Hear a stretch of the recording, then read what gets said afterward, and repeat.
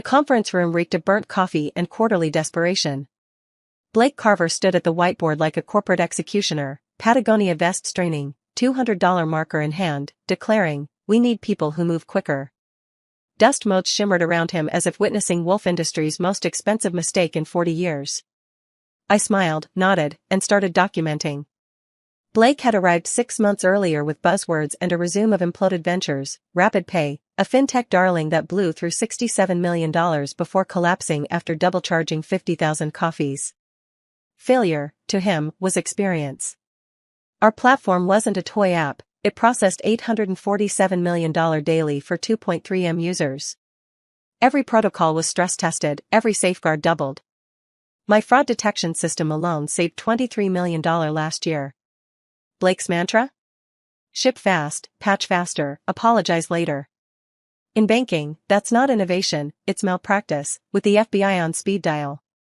His crusade against friction was about to spark congressional hearings. Blake wasted zero time assembling his dream team of yes people and junior developers who thought legacy code was a swear word and technical debt was something you could refinance. From my newly assigned desk, conveniently relocated next to the supply closet, because nothing says valued team member like proximity to office supplies, I watched him conduct what he called agile planning sessions. Translation: eliminating every safety measure I'd spent 3 years implementing while calling it optimization. The conference room buzzed with the energy of people who'd never had to explain to a federal regulator why a transaction had mysteriously vanished into the digital ether. Blake stood at his laptop, cycling through slides with titles like Velocity Optimization and Friction Reduction Strategies, each one more terrifying than the last. User authentication is too complex, Blake announced, gesturing at my carefully crafted security flowcharts like they personally offended his aesthetic sensibilities. Why do we need two-factor verification when we could have seamless one-click access? Our users want convenience, not cybersecurity theater. Because federal regulations, Blake. Because anti-money laundering laws that carry 5-year prison sentences. Because the last thing Wolf Industries needed was to explain to a congressional committee why grandma's pension got transferred to a cryptocurrency wallet in Moldova while she was buying groceries. Jake Hoffman, our newest junior developer and Blake's most enthusiastic disciple, nodded vigorously. Exactly. User friction is conversion poison. We should be reducing barriers, not creating them. I bit my tongue hard enough to taste copper. User friction. In banking software, where the users included everyone from tech-savvy millennials to 80-year-old retirees who still wrote checks for their utilities. Blake's next target was what he termed excessive documentation requirements. Our development process included comprehensive code reviews, security assessments, and impact analyses for every change, bureaucratic overhead, in Blake's estimation. We're spending more time documenting features than building them, he declared, pulling up metrics that showed our documentation-to-code ratio. Google doesn't document every search algorithm tweak. Facebook doesn't write impact assessments for newsfeed updates. The comparison was so absurd I almost laughed out loud. Google and Facebook weren't regulated financial institutions. They didn't handle people's mortgage payments or retirement funds. When Facebook's algorithm glitched, people saw cat videos instead of political rants. When banking software glitched, people lost their houses. But Blake was on a roll, eliminating review processes with the enthusiasm of someone decluttering a garage. Code review meetings, velocity killers. Security assessments, paranoid theater. Impact analyses, analysis paralysis in corporate form. Megan Torres from QA approached Blake's standing desk, because sitting was for the productivity challenged, with test results that looked like a medical examiner's preliminary findings. Megan had been with Wolf Industries for 7 years, had survived 3 major system upgrades, and possessed the kind of methodical attention to detail that made our platform legendary for stability. Her face carried that special expression reserved for delivering catastrophic news to people who won't listen, the look of a doctor explaining cancer to someone who insists it's just a cold. The simplified login system is failing authentication for valid users approximately 31% of the time, she reported, her voice steady as surgical steel. The error occurs most frequently with users who have special characters in their passwords or accounts created before 2019. Blake barely glanced up from his triple monitor setup, where he was simultaneously managing Slack conversations, reviewing sprint boards, and probably optimizing his LinkedIn engagement metrics. Launch anyway. We'll iterate based on user feedback. User feedback. On banking software. From customers who couldn't access their money to pay their mortgages.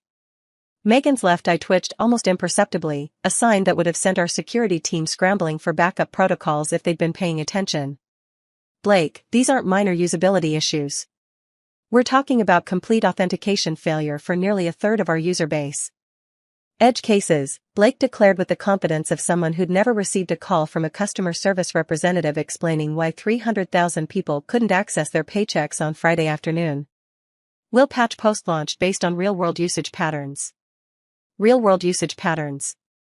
In an industry where real-world usage meant people trying to pay for groceries, rent, and medical bills. I took a very deliberate sip of my tea, Earl Grey, perfectly steeped for exactly 4 minutes, and said nothing. Sometimes the most powerful response is strategic silence, especially when you're watching someone dig their own professional grave with an efficiency that would impress a backhoe operator. Oliver Brennan from our cybersecurity team requested a meeting with Blake to discuss what his email diplomatically termed authentication protocol concerns. Oliver was a former NSA analyst who joined Wolf Industries specifically because we took security seriously enough to hire former government spooks. The meeting lasted exactly 18 minutes. I know because Oliver emerged from Blake's office looking like someone who just watched a demolition crew tear down a historic landmark with a wrecking ball made of good intentions and venture capital philosophy. He wants to eliminate multi-factor authentication entirely, Oliver confided during our impromptu coffee break conversation. Says it's friction that reduces user engagement metrics. I nearly choked on my perfectly temperature-controlled beverage. He wants to eliminate MFA? For a banking app? Gets better, Oliver continued, his voice dropping to the whisper reserved for discussing either classified information or impending corporate disasters. He's also pushing to reduce password complexity requirements because cognitive load impacts user experience. Cognitive load. In financial security. Because apparently, remembering a strong password was too much mental effort for people entrusting us with their life savings. The transaction module started exhibiting behavior that could only be described as creatively chaotic, like a jazz musician interpreting federal banking regulations. Transfers were being processed twice with random time delays, refunds were disappearing into digital limbo, and account balances were updating with all the accuracy of a magic 8-ball operated by someone wearing oven mitts. Thomas Chen, wait, Chen's on the forbidden list. Let's call him Thomas Liu, our senior backend engineer, had been monitoring the payment processing logs since 6 a.m., his screens filled with error messages that painted a picture of systematic failure. We've got duplicate transaction processing on approximately 12% of transfers, Thomas reported, his voice carrying the weary resignation of someone who'd seen this movie before and knew how it ended. The simplified processing pipeline is missing the deduplication checkpoints. Those deduplication checkpoints hadn't been simplified, they'd been eliminated entirely because Blake considered them unnecessary complexity that impacts transaction velocity. When Megan brought this to Blake's attention, along with preliminary damage estimates, he had a solution that would make a casino owner weep with envy. We'll round all discrepancies in the customer's favor. Good PR move, builds trust through generous error handling. Good PR move. For a company that processed nearly $1 billion daily. The mathematics of that generosity were going to hurt like a migraine in a fireworks factory. Blake, Megan said with the patience of someone explaining fire safety to a pyromaniac, we're not talking about rounding errors. We're talking about systematic double charging followed by systematic overcompensation. The liability exposure is exponential. Exponential is just another word for scalable impact, Blake replied, apparently having attended the school of corporate doublespeak with a minor in mathematical ignorance. The first wave of customer complaints hit our service desk like a tsunami of justified anger. Sandra Williams, our customer service manager and a 23-year veteran of dealing with financial software disasters, appeared at Blake's workstation with printouts that looked like casualty reports from a digital battlefield. We're receiving complaint calls at triple normal volume, Sandra reported, her voice maintaining professional composure despite what had to be mounting panic behind the scenes. Users are reporting double charges, missing transactions, and authentication lockouts that our standard reset procedures can't resolve. Blake glanced up from his laptop with the expression of someone who'd just been informed that water was wet. Growing pains. Every major platform update experiences initial user friction. User friction. That was Blake's explanation for everything, apparently. the digital equivalent of blaming the weather for a house fire. Blake, we're not talking about friction, Sandra continued with the persistence of someone who'd dealt with actual financial crises. We're talking about customers who can't access their accounts to pay rent. People whose paychecks are being held hostage by authentication errors. Small business owners whose transaction processing has become completely unpredictable. We'll scale customer service response accordingly, Blake declared, as if throwing more people at a systemic problem would somehow make the system less broken. At exactly 3:52 p.m., I received an email that made my afternoon considerably more interesting. Samantha Reed from Legal Compliance had scheduled an emergency regulatory review with Blake, and the subject line carried that special kind of corporate urgency usually reserved for SEC investigations and congressional subpoenas. Samantha was Wolf Industries' version of a forensic accountant crossed with a federal prosecutor, with the investigative instincts of a bloodhound and the personality of a tax auditor on espresso. She could spot a Dodd-Frank violation from orbit and had once identified a potential money laundering scheme by noticing an unusual pattern in transaction timestamps. The meeting was scheduled for 30 minutes. It lasted 12. Blake emerged from the conference room looking like he'd been interrogated by the SEC, FBI, IRS, and his own conscience simultaneously, then audited by all of them for good measure. His usual Silicon Valley swagger had been replaced by the haunted expression of someone who'd just discovered that disruptive innovation sometimes disrupts federal compliance requirements. Turns out, when you streamline banking software, you sometimes accidentally streamline away those pesky federal audit requirements. Those redundant transaction logs Blake had eliminated? The ones I'd insisted were unnecessarily complex data retention requirements? They weren't suggestions from a paranoid engineer. They were mandated by banking regulations that carried both criminal penalties and personal liability for executives who willfully ignored them. The Sarbanes-Oxley Act doesn't have a disruption exception. The Bank Secrecy Act doesn't include provisions for agile compliance methodologies. And the Federal Deposit Insurance Corporation definitely doesn't offer innovation credits for creative interpretation of audit trail requirements. James Rodriguez, our chief legal counsel, and a man who'd successfully defended Wolf Industries through 2 regulatory investigations and a class action lawsuit, requested an immediate consultation with Blake. James was the kind of lawyer who prepared for trial while hoping for settlement, who read federal regulations like poetry, and who had memorized every banking compliance requirement implemented since the Great Depression. Their conversation lasted 47 minutes, and Blake emerged looking like he'd received a comprehensive education in the difference between innovative disruption and federal crimes that carry prison sentences. James, meanwhile, spent the rest of the evening updating his contact list for federal defense attorneys and researching the Wolf Industries directors' and officers' insurance policy coverage limits. Version 3.1 went live at dawn, because Blake believed in capturing that early bird user engagement window with all the strategic thinking of someone who'd never considered that banking customers might actually want their money to be available when they needed it. What he captured instead was the attention of every financial regulator within a 50-mile radius, plus several very unhappy congressional staffers who'd been monitoring Wolf Industries since our last compliance review. The deployment itself was a masterpiece of optimistic engineering. No rollback plan, no gradual release schedule, no kill switches. Just a full-scale launch of untested code into a production environment handling nearly $1 billion in daily transactions. By 7:23 a.m., our monitoring systems were painting a picture that would have made Dante reconsider the artistic merits of digital hell. Transaction failure rates spiked to 23%. Authentication success rates plummeted to 67%. And our fraud detection system, overwhelmed by the volume of anomalous activity, started flagging legitimate transactions as potential money laundering attempts. By 9:30 a.m., our customer service lines had transformed into a digital disaster hotline, with hold times approaching 45 minutes and call volumes that broke every record in Wolf Industries history. Users couldn't log in. Those who could access their accounts discovered transaction histories that resembled abstract expressionist art created by a mathematician having a nervous breakdown. The first call came from the office of the Comptroller of the Currency at 11:45 a.m. The second call, from the Federal Reserve Supervision Division, arrived at 12:07 p.m.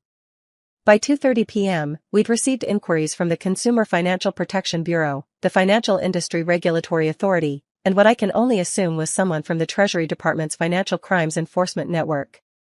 Federal regulators don't typically call to congratulate banks on innovative user experiences.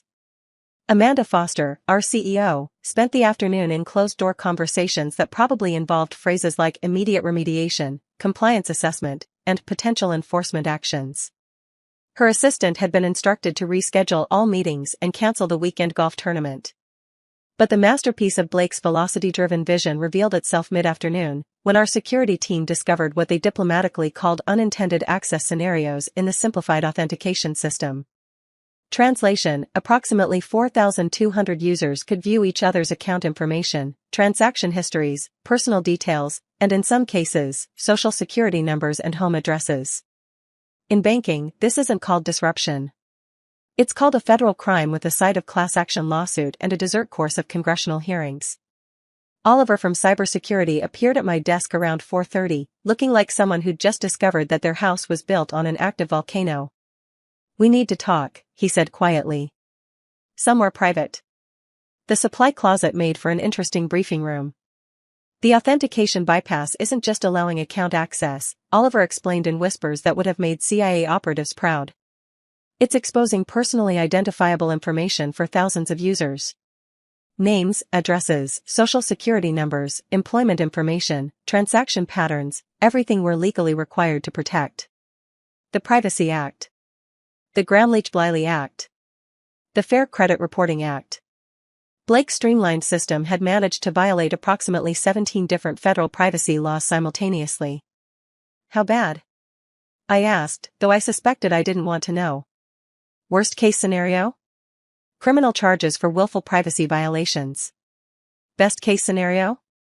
Only civil penalties that could reach 9 figures. 9 figures. With a potential B.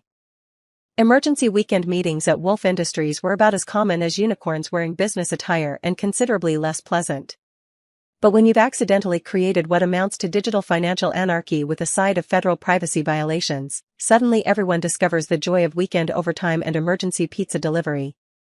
From my home office, I monitored our internal communication channels as they erupted in increasingly frantic damage control efforts.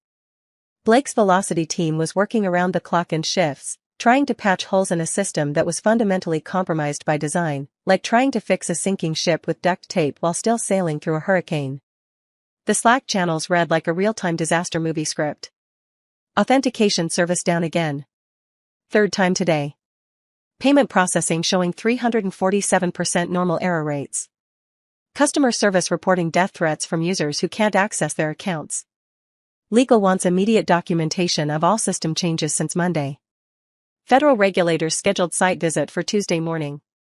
The preliminary damage assessment made for sobering reading, like a financial autopsy performed while the patient was still technically alive, $3.7 million in processing errors, 73,000 affected customer accounts, potential regulatory fines reaching 8 figures, a legal team that was updating their resumes and researching federal defense attorneys, and a PR department that had started drafting apology letters in 17 different languages. Wolf Industries Board of Directors held an emergency session via secure video conference, because nothing says corporate crisis management like trying to explain digital disasters through pixelated video feeds and choppy audio connections. I wasn't invited, of course, but the aftermath was visible throughout the building on Monday morning, executives walking with the careful precision of people who'd been comprehensively threatened with personal liability for corporate negligence. My phone rang with all the subtlety of a fire alarm during a library poetry reading. Blake's name flashed on the screen like a warning beacon, accompanied by the distinctive ringtone I'd assigned to people whose calls usually involved crisis management and overtime pay. "Irene," he began, and I could hear the desperation seeping through the digital connection like water through a cracked dam foundation. His voice carried the hollow quality of someone who'd spent the weekend discovering that consequences were more than theoretical concepts discussed in business school case studies. "I need you in the office first thing Monday morning. We have a critical situation that requires immediate attention." Critical situation. Like calling the Hindenburg disaster a minor aviation hiccup or describing the Titanic as experiencing temporary buoyancy challenges. "I'm afraid I can't help you there, Blake," I replied, settling deeper into my favorite armchair with a cup of perfectly brewed Earl Grey and a Sunday crossword puzzle. "You specifically stated that you needed people who move quicker. I wouldn't want to slow down your agile development process with my methodical, thorough approach to system architecture." The pause lasted long enough for me to complete 3 crossword clues, including a particularly challenging 7-letter word meaning poetic justice that started with N. Nemesis, perhaps. Look, I know we had our disagreements about development methodology, he finally managed, his voice carrying the desperate quality of someone who'd just realized that bridges, once burned, don't spontaneously reconstruct themselves. But you understand these systems better than anyone else on the team. You built most of the core architecture. Our disagreements. What a diplomatic way to describe systematic professional humiliation followed by public dismissal from projects I'd conceived, designed, and implemented. Blake, I said with the gentle patience usually reserved for explaining complex concepts to particularly slow children, when you removed me from product planning, you also eliminated my access to system documentation, code repositories, and architectural decision logs. Company policy is quite clear: no access privileges, no responsibility for system integrity. I could practically hear his brain processing this information like a computer trying to run modern software on Windows 95. Blake stormed into my workspace, the supply closet vicinity, like a man whose career was on fire and I was the only one holding a fire extinguisher, a bucket of water, and possibly a detailed evacuation plan. His usual Silicon Valley composure had been replaced by the disheveled appearance of someone who'd spent the weekend explaining to very serious people why federal banking regulations were innovation obstacles. His Patagonia vest looked rumpled, his designer glasses were slightly askew, and his hair bore the distinctive marks of repeated stress-induced self-styling. "Why is the app full of bugs?" he shouted, apparently having abandoned all pretense of executive composure in favor of raw panic mixed with desperate blame allocation.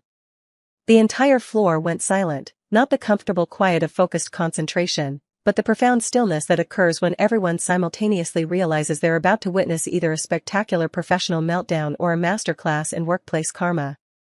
Even the printer seemed to pause mid-job in anticipation of the show. I leaned back in my ergonomic chair, fingers steepled in a pose I'd learned from watching too many legal dramas and courtroom movies. The morning sunlight streaming through the nearby windows created perfect dramatic lighting for what was about to become the most satisfying conversation of my professional career. "That's a fascinating question, Blake," I said, my voice dropping to the conversational tone reserved for explaining basic concepts to particularly dense toddlers or corporate executives who'd confused arrogance with competence. "Would you prefer the technical explanation, the regulatory compliance summary, or the executive briefing version? I need solutions. Now. The board meets in 90 minutes, and they want accountability, action plans, and immediate remediation strategies." This was it. 7 days of watching Blake's hubris crumble like a poorly constructed house of cards in a hurricane had led to this singular, perfect moment. Time to deploy the nuclear option I'd been carefully preserving like a fine wine waiting for the right occasion. "Here's your fundamental problem," I began, standing and straightening my blazer with theatrical precision that would have impressed a Broadway performer. "When you removed me from product planning and revoked my system access credentials, you also eliminated my ability to maintain, monitor, or repair the systems I designed. Company policy clearly states, no access rights, no responsibility for code quality, system integrity, or regulatory compliance." Blake's complexion cycled through several fascinating shades of corporate panic, from startup optimism pink to regulatory investigation pale to potential criminal liability gray. But the real issue, the fundamental, systemic, catastrophic issue, is that you systematically eliminated every quality control mechanism, safety protocol, and compliance checkpoint I'd built into our platform over 5 years of careful, methodical, thoroughly tested development. I paused, letting that information sink in like water into a foundation crack during a freeze-thaw cycle. "Those redundant processes you streamlined? They were redundant by design, Blake. Financial software requires multiple fail-safes, backup systems, and verification protocols because when you're handling other people's money, move fast and break things translates to commit federal crimes and destroy lives." Blake opened his mouth to interrupt, but I wasn't finished delivering his professional obituary with all the ceremonial dignity it deserved. "The authentication failures exist because you eliminated multi-layer verification protocols that were specifically designed to prevent unauthorized access while maintaining user experience. The payment processing chaos stems from removing reconciliation checkpoints that caught duplicate transactions, processing errors, and potential fraud attempts. The security breaches, and yes, Blake, exposing 4,200 users' personal information constitutes multiple federal privacy violations, happened because you decided that compliance requirements were user experience friction rather than legal mandates with criminal penalties. The silence that followed was so complete I could hear the building's HVAC system cycling and someone's coffee maker gurgling 3 floors up. "Oh, and Blake?" I continued, my voice carrying the satisfaction of someone who'd just completed a particularly challenging puzzle. "That board meeting isn't about finding solutions or developing action plans. Samantha from compliance spent her weekend documenting every regulatory violation your velocity team introduced. The preliminary report is 37 pages long and includes sections on potential criminal liability, personal responsibility for executives, and estimated federal penalty calculations." I gathered my belongings with the unhurried precision of someone who'd just delivered a masterclass in professional vindication. "You want solutions? Here's the only solution that matters. Acknowledge that financial software engineering isn't a game where you can sacrifice safety for speed, admit that regulatory compliance exists for reasons more important than your velocity metrics, and start rebuilding every system you broke with the methodical, thorough, boring approach that actually works." Blake stood there looking like someone who'd just discovered that gravity was more than a theoretical concept and that professional consequences were remarkably similar to physics in their inevitability. The board meeting ran 4 hours and 11 minutes, longer than most films and far more dramatic. I know, because Blake left with a banker's box and the look of a man learning that careers fall with the same certainty as objects. His Patagonia vest was gone, replaced by a rumpled shirt. Swagger gave way to the careful shuffle of someone on black ice. CEO Amanda Foster, architect of Wolf Industries' rise and enforcer of zero regulatory tolerance, personally walked him to the elevators. Their exchange was brief, frigid, and final, the doors closing like a coffin lid on his tenure. As HR processed his remains, the wreckage of his week surfaced. The damage report read like a manual in financial malpractice: $3.7 million in transaction errors, 73,000 disrupted accounts, 31% login failures, 4,200 privacy breaches, 17 regulatory violations, a 400% spike in complaints with calls 28 times longer, $15.45 in fines, and over $100 million in potential lawsuits. My calendar chimed: Strategic Leadership Discussion, A. Foster, CEO Office. Amanda Foster's 34th floor office, sunlit and commanding, reflected authority earned by competence, not hierarchy. She wasted no time. "Irene, we owe you more than an apology," she said. "We owe you justice, recognition, and a significant promotion." Justice came as Blake's vacated product management role, higher pay, stock options, 45% raise, expanded authority over budgets and hiring, and resources to rebuild the QA systems Blake had wrecked. But the true vindication lay in Amanda's blunt clarity: "Your methodology may not dazzle investors, but it prevented us from explaining to regulators and 75,000 furious customers why their financial privacy was compromised." She glanced at the skyline. Blake was fast, yes, but speed without direction is chaos. Your approach builds systems that endure, comply, and protect. In financial services, that isn't preferable, it's survival.